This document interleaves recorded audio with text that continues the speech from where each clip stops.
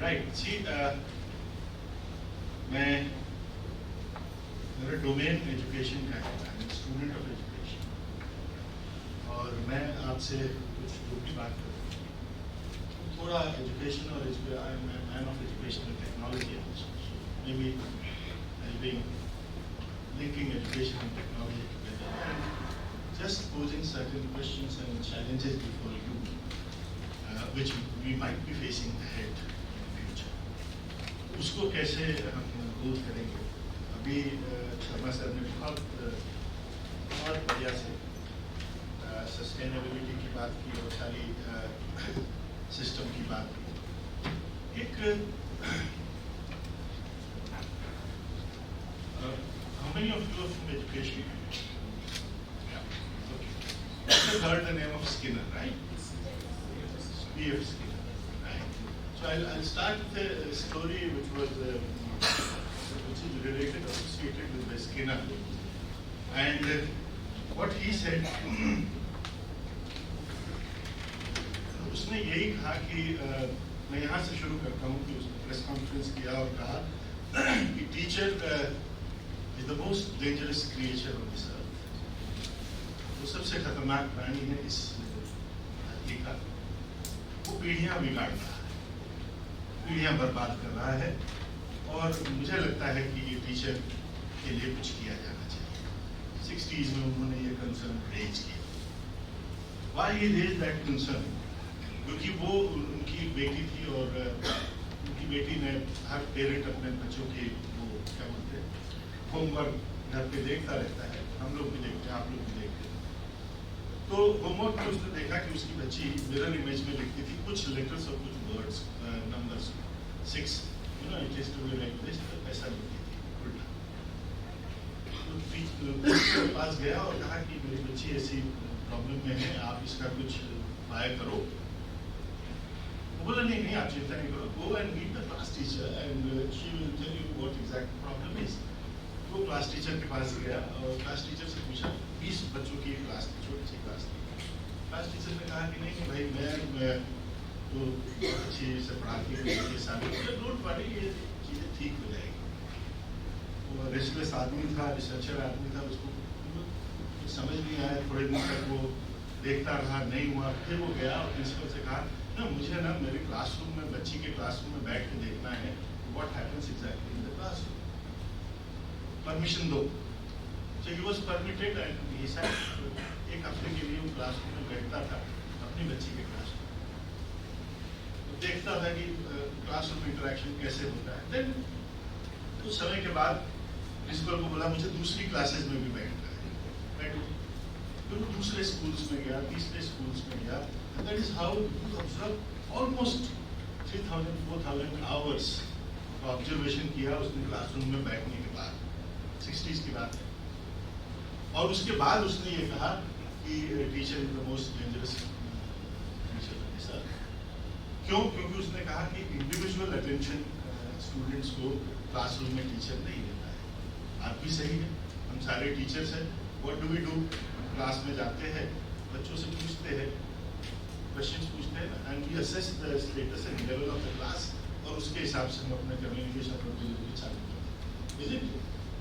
What happens कि हम average student जो होता है उसके हिसाब से अपना पिच सेट करते हैं, काउंटिंग सेट करते हैं, इन द क्लास।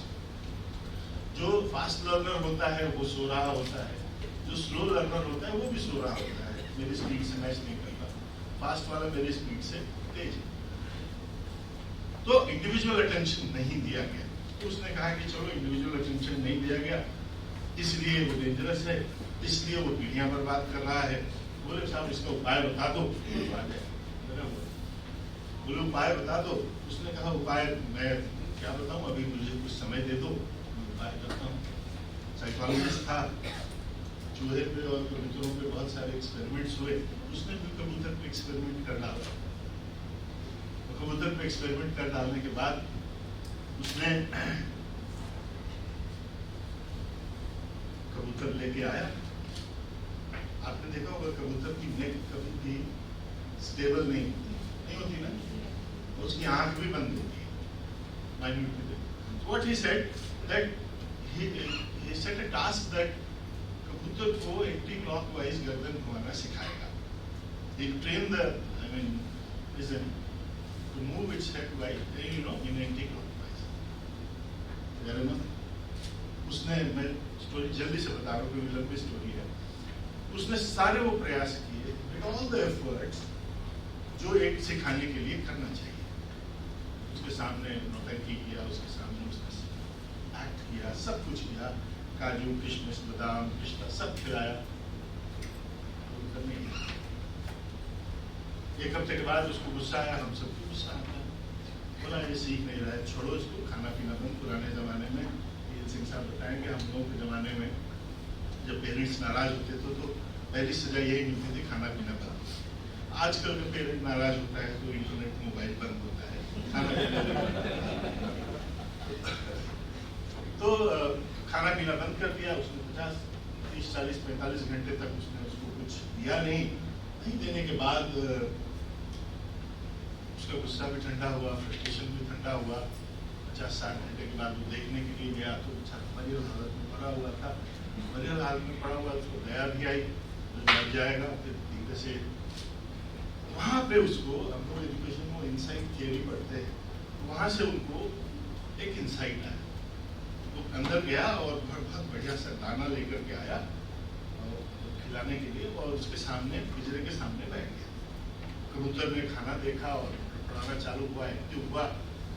नहीं देता था, खाना सामने रखा रहता था. एक बार गलती से कबूतर ने गर्दन यूं की, बाईं तरफ एंटी क्लॉकवाइज, एक दाना उसको दे दिया. उसने इंसाइट ये आया कि जब भी ये दाईं तरफ गर्दन घुमाएगा तभी मैं इसको खाना दूंगा. ग्रेजुअली कबूतर को ये समझ में आने लगा कि यार एक तरह की एक्टिविटी करने पे ही मुझे खाना मिलता है. And he train that pigeon के एंटी क्लॉकवाइज गर्दन कैसे घुमाई जाए ऐसा देखा. और इस एक्सपेरिमेंट से उसने 5 सिद्धांत निकाले. हमारे एजुकेशन के लोग बहुत अच्छे से पता है. पहला सिद्धांत उसने कहा एक्टिव रिस्पॉन्डिंग. एक्टिव रिस्पॉन्डिंग का मतलब उसने कहा कि जब तक कबूतर का पेट खराब हुआ था, राइट, काजू किशमिश खिला रहा था, तब तक कबूतर ने रिस्पॉन्ड नहीं किया. कबूतर ने कब रिस्पॉन्ड किया? जब वो भूखा था, राइट. उसके पेट तो उसका ये कहना है कि स्टूडेंट भी आपके कंटेंट को तभी रिस्पॉन्ड करेगा जब वो उस कंटेंट का नीडी होगा, भूखा होगा, राइट. तो दो चीजें दो, नया इंफॉर्मेशन, नया ज्ञान दो तो वो लेगा, या नए ज्ञान को, पुराना ज्ञान है तो उसको नए तरीके से प्रेजेंट करो. नयापन होना चाहिए, तभी स्टूडेंट आपकी बात को एक्सेप्ट करेगा, राइट. एक्टिव रहेगा तभी रिस्पॉन्ड करेगा, अदरवाइज रिस्पॉन्ड नहीं करेगा. फिर बोलता है अब क्या करे साहब? बोले कबूतर ने एक बार में नहीं सीखा, छोटे छोटे स्टेप्स में सीखा था. स्मॉल स्टेप्स करके उसने दूसरा सीखा. उसने कहा विद्यार्थियों को आप इंफॉर्मेशन जो है वो छोटे छोटे टुकड़ों में दो, एक साथ बहुत सारा कंपार्टमेंट न करो, ठीक है. तीसरा उसने कहा कि ये कबूतर ने खुद जजमेंट किया था कि यार एक तरफ गर्दन घुमाने पे ही मुझे दाना मिलता है, तो सेल्फ इवैल्यूएशन डाला. बोले विद्यार्थी ही खुद को डिसाइड करेगा कि उसने सीख लिया है या नहीं सीख लिया, राइट. कबूतर ने स्किनर की स्पीड से नहीं सीखा था, कबूतर ने अपनी स्पीड से सीखा था. तो उसने एक नया सिद्धांत, उसमें चौथा सिद्धांत दिया, सेल्फ स्पीड. स्टूडेंट जो है वो अपनी स्पीड से सीखेगा, आप टीचर आपकी स्पीड से नहीं सीखेगा. और पांचवा उसने रीइंफोर्समेंट कहा. जो दाना था वो रीइंफोर्समेंट के लिए काम करता था, तो रीइंफोर्समेंट होना चाहिए. ये 5 सिद्धांत उसने 60s में कहे, और करके उसने 2 तरह के लर्निंग मॉडल दिए. कौन से? लीनियर और branching, right. Linear learning model और ब्रांचिंग लर्निंग मॉडल उस समय दिया. Programme learning, he said the learning could be programmed and programmed in this way, right. कि नया ज्ञान दो, छोटे छोटे टुकड़ों में दो, उसकी स्पीड से पढ़ने दो, और खुद का मूल्यांकन करने दो, और रीइंफोर्समेंट देते दो. तो teacher will become a facilitator, not a teacher. 60s में उसने प्रोग्राम लर्निंग दिया, फेल हो गया. बहुत सारे एक्सपेरिमेंट हुआ, 1.5-2 साल में वो फेल हो गया। बट क्या विजनरी वो आदमी था। जैसे ही हमारी इंफॉर्मेशन टेक्नोलॉजी आई, स्किनर जिंदा हो गया। आज जितने भी आईटी के प्लेटफॉर्म्स हैं, मैसिव और गूगल, सारा उठा करके देख लो, सारा का सारा यही सिद्धांत है 5। कुछ और है? चलो गूगल में आप कुछ भी उठा करके सर्च करते हो ना, आ जाता है। स्मॉल, छोटा छोटा होता है, आप अपनी गति से पढ़ते रहते हो, 4 बार पढ़ो, 5 बार, सब कुछ होता है नहीं होता। तो स्किनर सडनली इंटरनेट के आने के बाद जिंदा हो गया, और आज हमारे एजुकेशन के जितने भी कंटेंट डिलीवरी सिस्टम्स हैं, वो यही स्टेप्स फॉलो कर रहे हैं। चाहे वो मैसिव ओपन ऑनलाइन कोर्सेज हो, चाहे वो ऑनलाइन जितने भी प्लेटफॉर्म्स हैं, वो यही मॉडल पे कर रहे हैं, राइट? अब धीरे धीरे धीरे धीरे इसमें इम्प्रूवमेंट होता चला गया। स्किनर 60s में सफल नहीं हुआ, लेकिन स्किनर सक्सेसफुल कब हुआ है? 2010 के बाद, 2005-10 के बाद, राइट? तो विजन की कोई उम्र नहीं होती। ये करके चुप मत बैठना कि यार ये अभी तो हो ही नहीं सकता, अभी नहीं हो सकता, कभी तो होगा, हो सकता है आप करने से पहले सोच रहे हैं। खैर, अब वो करते करते करते करते हम लोग, मैं आपको कुछ क्लिप्स दिखा देता हूँ, उसके बाद हम कुछ उस पर डिस्कशन करेंगे और उस पर बात करेंगे। जो चैलेंजेस है हमारे पास, वो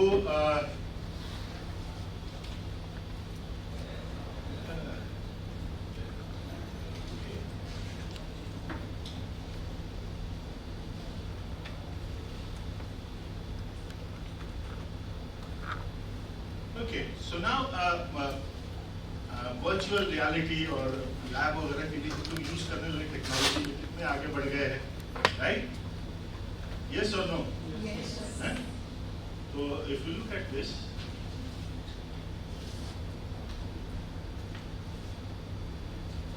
ये लेबोरेटरी एक्सपेरिमेंट्स हैं सारे, जो वर्चुअल तरीके से किए जा रहे हैं। ये वर्चुअल लैब्स उपलब्ध है हमारे स्टूडेंट्स के लिए आज भी, आईआईटीज ने और बहुत सारे इंस्टीट्यूशंस ने बना करके दिए हुए हैं, चाहे वो साइंस के एक्सपेरिमेंट्स हो, चाहे वो, राइट? तो ये एक जो हमारा वर्चुअल रियलिटी है, उसको हम कर सकते हैं। आजकल 3 डायमेंशनल वर्चुअल रियलिटी का जमाना है।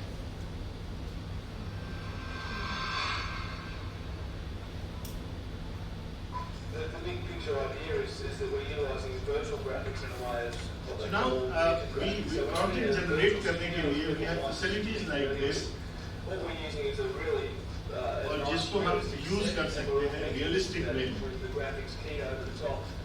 The system behind achieving this type of graphic called virtual augmented type graphic.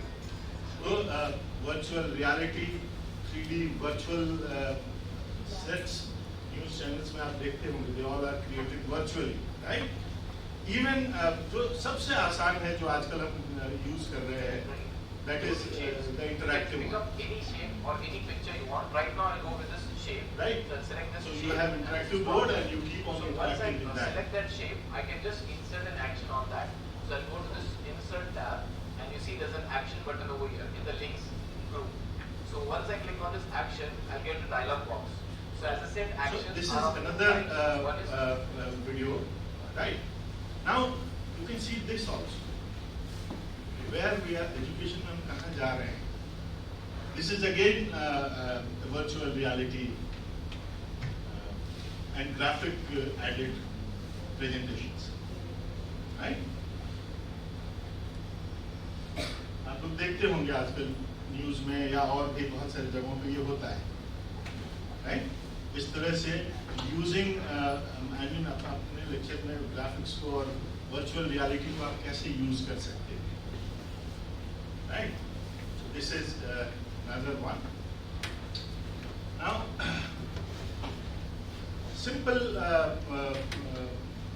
simple lecture also you can see, very simple lecture.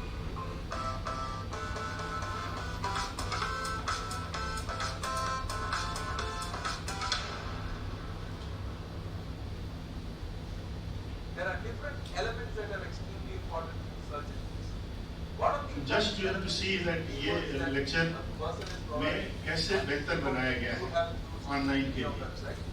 Next one is the website structure and the sitemap that we provide. You would have seen sitemaps in many websites. Towards the bottom of the page, you'll see there's a small link called sitemap. You click it and you'll see a structure of how the page is designed.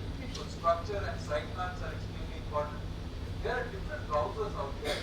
I'm talking about internet browsers. You have Internet Explorer, you have Google Chrome, you have Mozilla Firefox, you have Opera. A lot of different browsers out there. This will be done quite easily.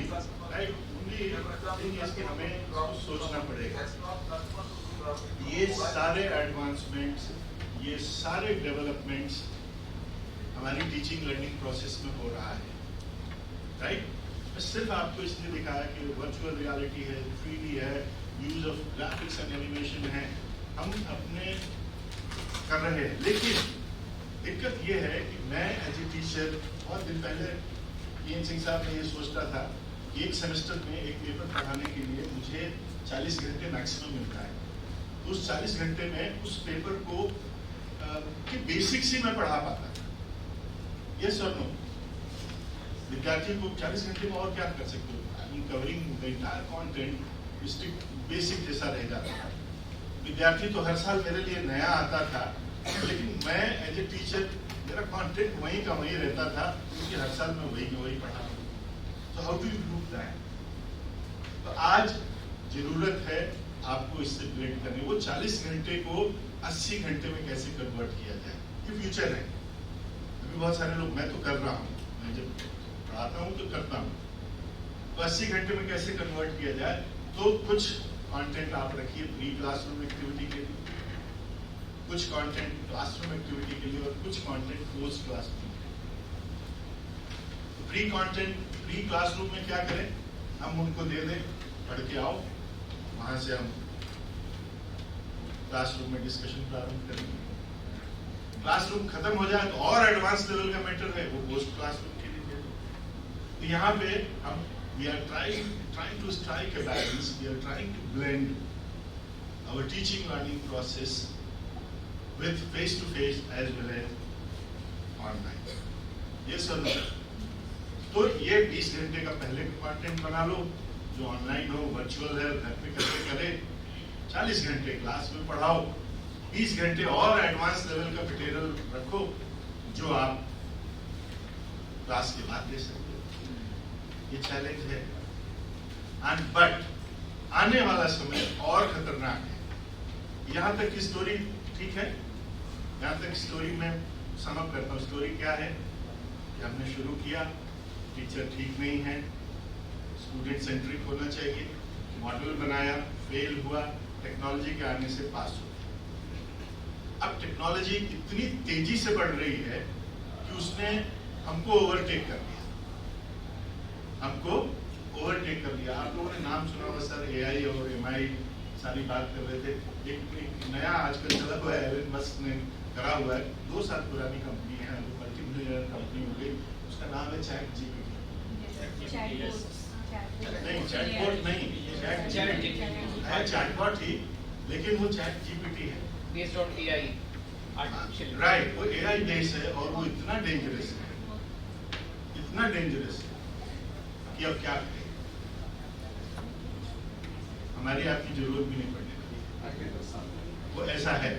मैं आपको एक ChatGPT का एक सुनाई देगा आपको. सुनाई दे रहा है? How many of you know what ChatGPT is? There are things, and everyone in the audience should know this, there are things coming down the pipeline on the artificial intelligence front that are just going to make your hair stand on end within the next year. Because there is so much transformation going on in that domain. And that's been the case, particularly for the last 6 months, that it's almost unimaginable. I figure a third of the universities will go broke in the next 5 years. So I'll tell you what ChatGPT is, just so you know, because you need to know this. And I don't know what sort of technological revolution this is. It's smarter than you. This is a big deal. So this AI system, it's a general language processing model, was released about a week ago, a week and a half ago. And, I went and interacted with a few It's an AI system, artificial intelligence system. It basically is trained on a massive corpus of spoken and or of text. So it's derived its models of the world from the analysis of human speech, essentially. It isn't using real world data yet. That will be happening certainly within the next year. And ChatGPT analyzes a very large corpus of text, and that corpus is growing all the time. Now, it's already sophisticated enough. I went on to it last week, and I said, okay, some of you know I've written these books, 12 Rules for Life, and then Beyond Order, 12 More Rules, because you can't have enough rules.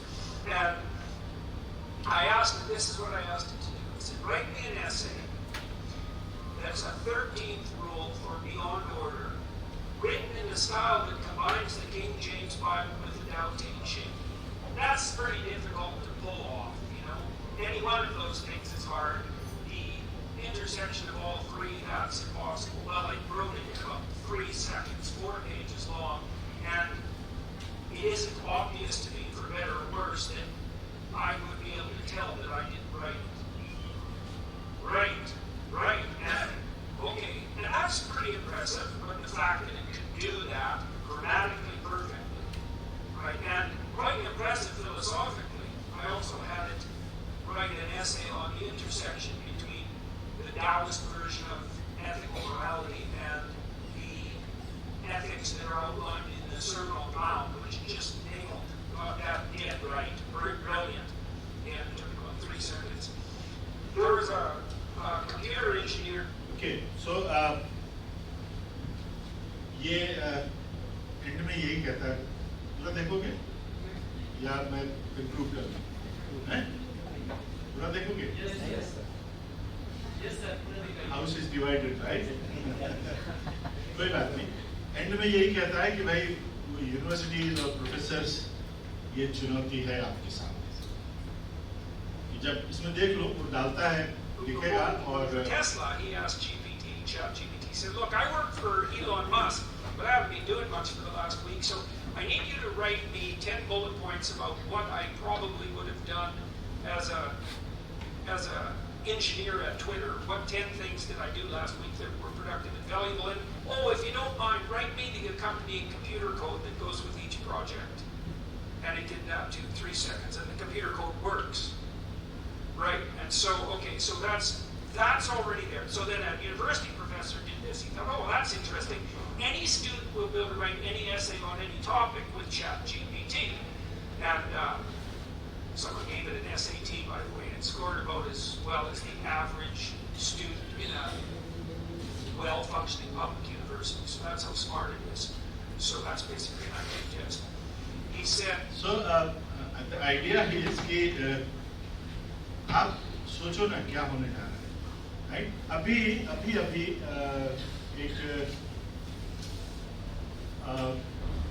India today का एक वो हुआ था, क्या बोलते हैं, conclave हुआ था, उसमें उन्होंने एक अवतार लॉन्च किया AI बेस्ड।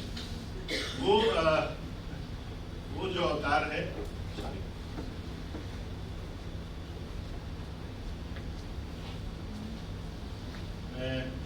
हल्का सा वो भी देख लो कि कल को हम नहीं भी रहेंगे, लेकिन हम बच्चों को पढ़ा रहे हैं कैसे?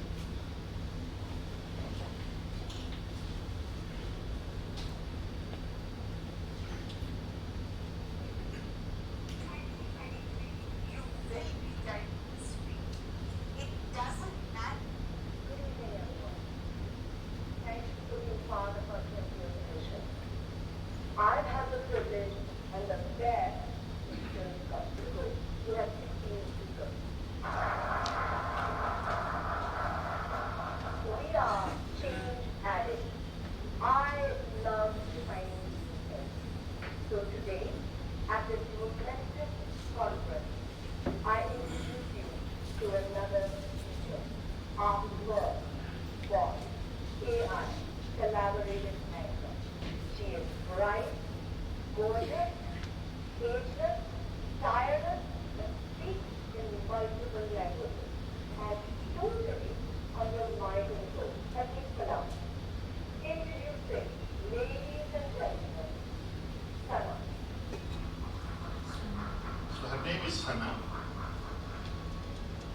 इसकी सना की जगह आप भी हो सकते हैं।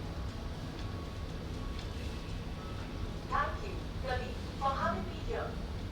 I am so honored to be here with the ever-growing conclave audience joining us from around the world. I am very lucky to have been chosen as Artscan AI's launch anchor from among the hundreds of candidates evaluated for the job.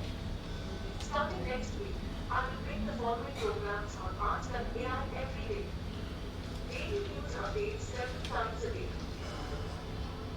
Prime Minister Narendra Modi will soon be addressing the special 20th edition of India Day Conclave.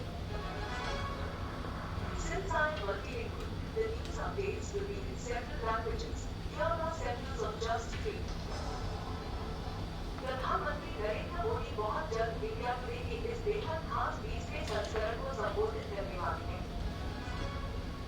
प्रधानमंत्री नरेंद्र मोदी को शीघ्र India today एक विशेष অনুষ্ঠানে কৃষক সংসদের বক্তব্য পেশ করবেন। प्रधानमंत्री नरेंद्र मोदी टूंक समयમાં इंडिया टुडेના આ ખૂબ જ ખાસ 20મા સંસ્કરણને સંબોધિત કરવાના છે। Yes, that was me showing off. In a new show, I will explain one topic of relevance in some detail every day. Okay, so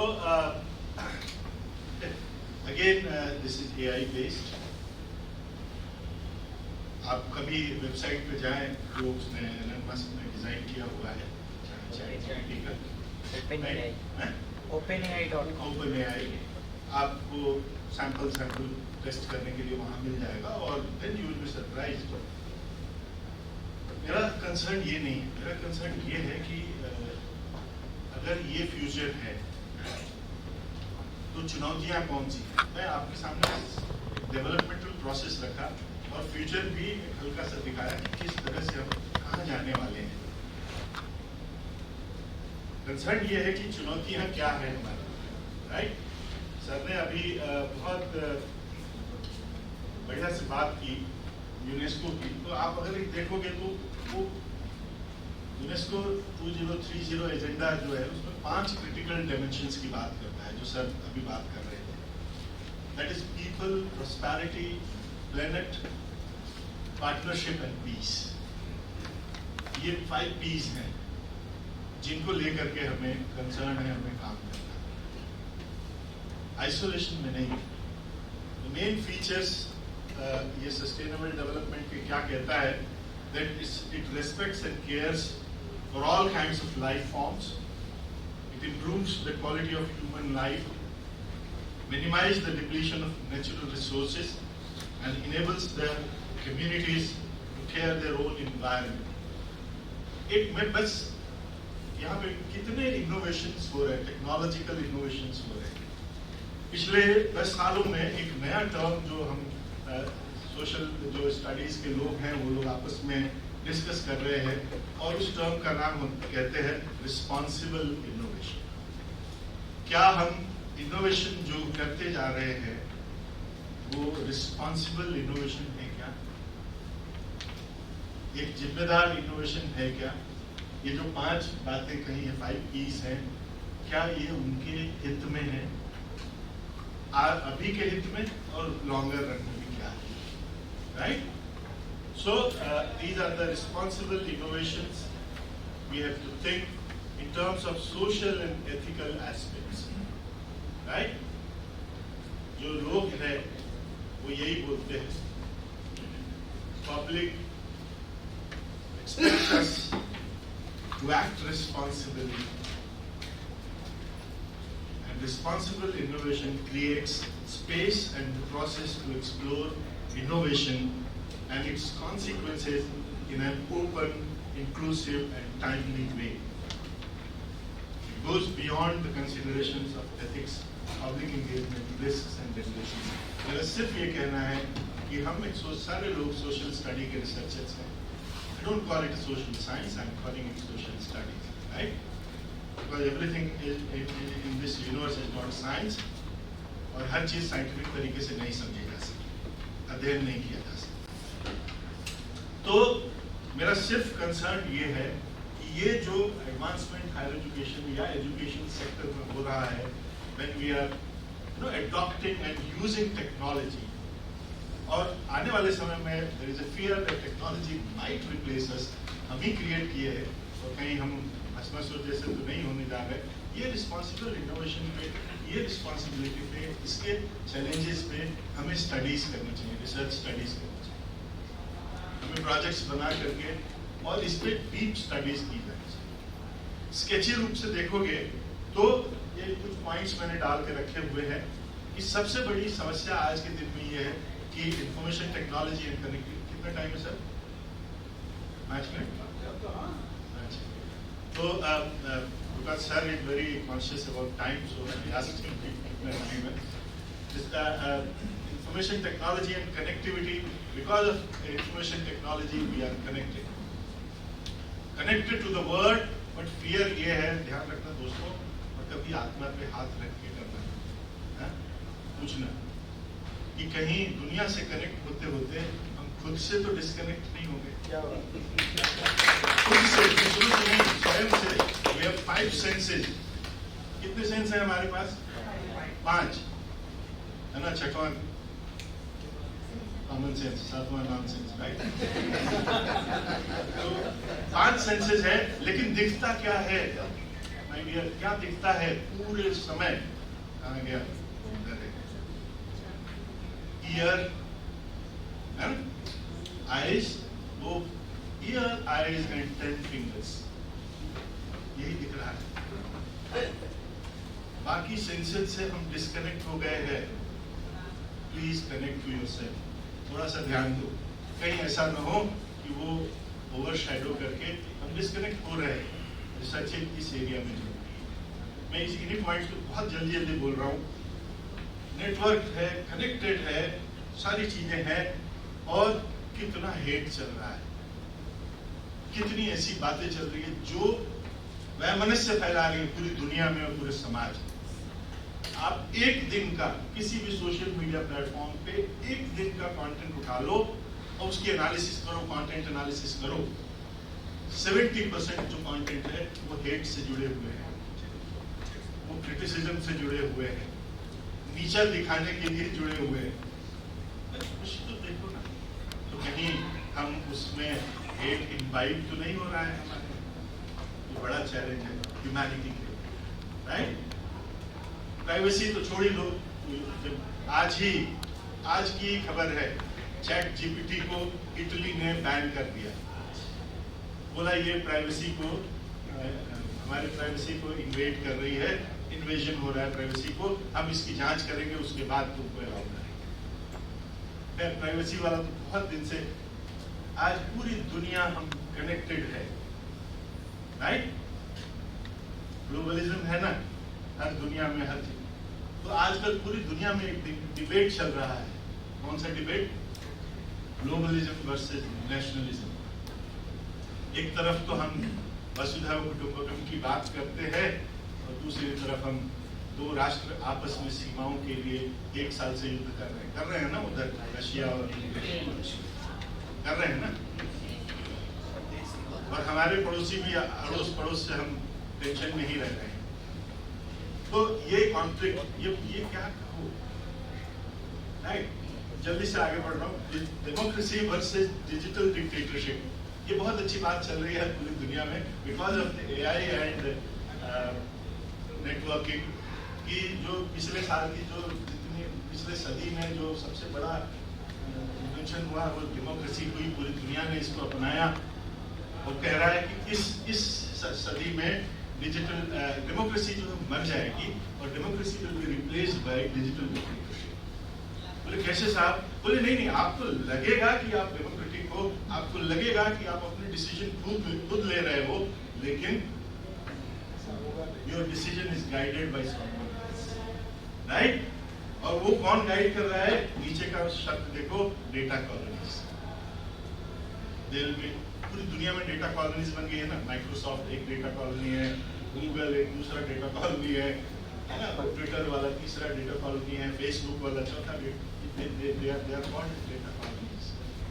और हम जैसे ब्रिटिश कॉलोनी होती थी ना, हम उसके क्या होते थे? गुलाम। हम सब इनके कॉलोनी में बसे हुए लोग हैं, राइट। और ये कॉलोनी के लोग जिस तरह से चाहते हैं हमारे डिसीजन को प्रभावित कर लेते हैं, आज भी करते हैं। एग्जाम्पल दे दूं, अमेजोन पे कुछ खरीदने जाते हो, लेडीज हैं यहाँ पे, आज आपने साड़ी देखा, अगले दिन फिर अमेजोन पे जाओ तो पहले वो साड़ी ही दिखाएगा, उतने से ही ले लिया और उसको आपको उससे बाहर नहीं निकलने। कुल मिलाकर करके वस्तुस्थिति ये है कि हमें लग तो रहा है कि डिसीजन मैं ले रहा हूं, लेकिन मेरा डिसीजन कोई और कंट्रोल कर रहा है। डेटा एनालिटिक्स, बिग डेटा, ये इतना बड़ी इंडस्ट्री बन के उभरी है और वो हमारे साइकोलॉजिकल एनालिसिस कर रही है और उसके हिसाब से वो हमें इनपुट फीड करते रहते हैं, राइट। साहब एक मेरे फ्रेंड है, वो बताया कि साहब ऐसा है कि एक दिन मैं बहुत थक गया, सुबह 8 बजे से लेकर के 8 बजे रात तक काम करता रहा। आईटी इंडस्ट्री में काम करते हैं, बड़े पद पे हैं। बोले मैं घर जा रहा था तो मुझे एक मैसेज आया, अरे mister Chopra, you have work very hard for 12 hours, I think you need a break and you should have a mug of beer and then take rest. ये मैसेज आया उनके उस पे, इस पे, नॉट ऑन व्हाट्सएप, SMS पे। और जब ये मैसेज आया, 10 कदम की दूरी पे बियर की दुकान थी। उन्होंने गाड़ी रोका, बियर की बोतल खरीदी, घर गए, पिया, मस्त होकर सो गए। बियर की बोतल खरीदने का डिसीजन उनका नहीं था। He was forced to buy, right? या he was guided to buy that. इसलिए ये कह रहा है कि वो लोग दुनिया में सरकारें बनाएंगे, ये डेटा कॉलोनीज।